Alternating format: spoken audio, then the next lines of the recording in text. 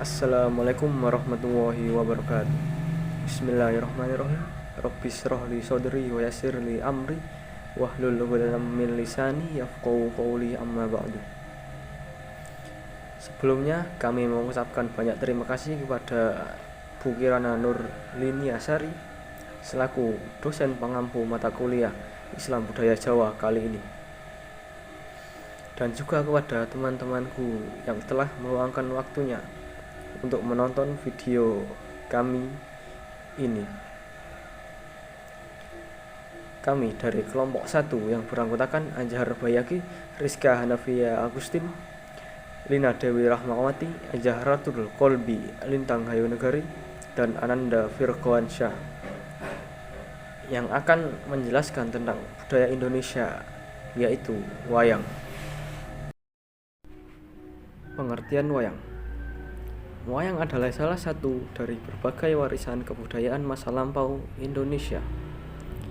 Wayang merupakan salah satu karya seni budaya yang paling menonjol di antara budaya-budaya Indonesia lainnya. Pertunjukan wayang meliputi seni peran, suara, musik, tutur, sastra, lukis, pahat, dan juga seni perlambang.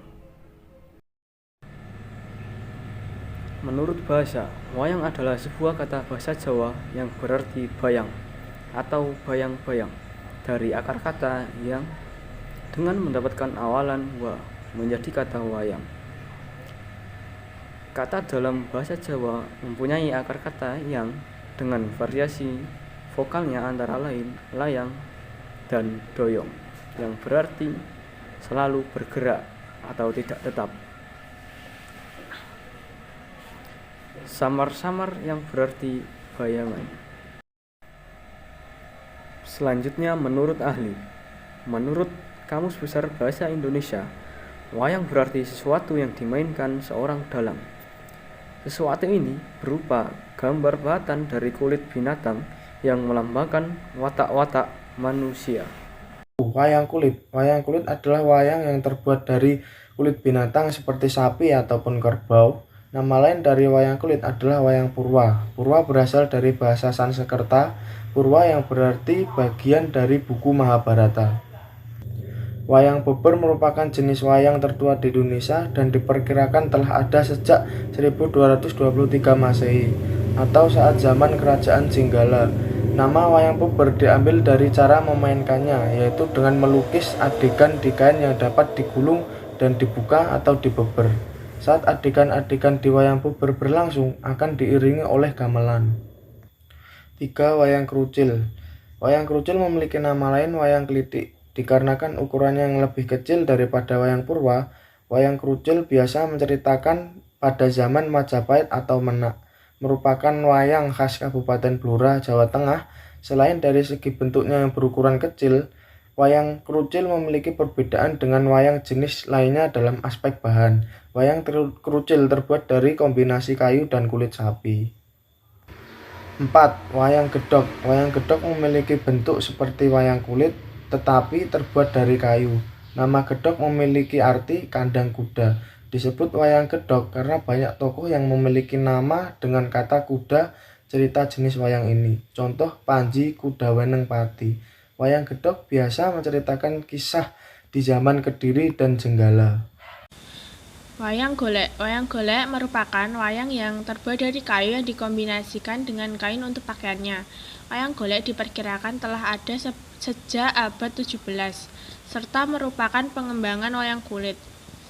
Jika wayang beber dan wayang purwa lebih banyak tersebar di daerah Jawa bagian timur dan juga tengah, maka wayang golek lebih banyak tersebar di kawasan Jawa Barat. Yang keenam, wayang orang. Wayang orang adalah wayang yang diperankan oleh orang-orang dengan pakaian seperti wayang. Para pemain dapat berdialog langsung sesuai jalannya cerita. Wayang orang pertama kali muncul pada abad ke-18 di Solo dan dicetuskan oleh KGPAA Mangkunegoro I. Wayang orang terinspirasi dari seni drama yang berkembang di Eropa. Yang ketujuh, wayang suluh. Wayang suluh merupakan wayang yang diperankan manusia zaman sekarang, termasuk juga cara berpakaiannya. Wayang Solo ada sejak zaman penjajahan Jepang yang bermaksud memberikan penerangan atau penyuluhan kepada masyarakat. Sumber cerita pada wayang ini diambil dari zaman berdirinya Indonesia dan masa perang kemerdekaan. Fungsi wayang secara global. Wayang digunakan sebagai sarana memahami suatu tradisi, pendekatan kepada masyarakat, penerangan, dan penyebarluasan nilai-nilai. Sedangkan wayang sebagai media hiburan difungsikan sebagai tontonan bagi masyarakat yang bisa digunakan pada saat keperluan tertentu, seperti halnya pada saat walimatul ursi atau pernikahan, biasanya malam harinya diadakan pagelaran wayang. Selanjutnya, periodenisasi wayang. Yang pertama adalah periode prasejarah. Pertunjukan wayang adalah sisa-sisa upacara keagamaan orang Jawa kuno yang pada saat itu menganut kepercayaan animisme dan dinamisme. Dan wayang pada saat itu digunakan sebagai media untuk pemanggil roh atau arwah nenek moyang. Yang kedua, periode Hindu-Buddha. Tradisi penciptaan wayang muncul kembali pada zaman Hindu-Buddha dalam perwujudan wayang batu pada pahatan relief, candi, dan patung. Hal ini merupakan hasil peleburan antara pandangan nenek moyang terhadap pemujaan roh dengan pemujaan Hindu-Buddha terhadap dewa-dewa. Cerita wayang berubah menjadi cerita dewa-dewa Hindu, yaitu seperti Ramayana dan Mahabharata. Yang ketiga, periode Islam. Wayang pada periode Islam mengalami perubahan dan perkembangan mendasar dalam menyempurnakan bentuk. Pengembangan wayang yang dijadikan sebagai sarana dan media dalam proses islamisasi yang dilakukan oleh penyebar Islam di Jawa. Salah satunya adalah Sunan Kalijaga, tokoh yang banyak mengembangkan budaya lokal yang berkembang dan digandrungi masyarakat dengan dibumbui doktrin-doktrin Islam sebagai bentuk dakwahnya. Yang keempat, ada periode kolonial. Wayang sebagai seni pertunjukan yang masih berkembang pada zaman kolonial, terutama ketika pemerintah Mataram II di bawah Raja Mangkurat II pada tahun 1680. Dengan bantuan Belanda memindahkan ibu kotanya dari Plered ke Kartasura.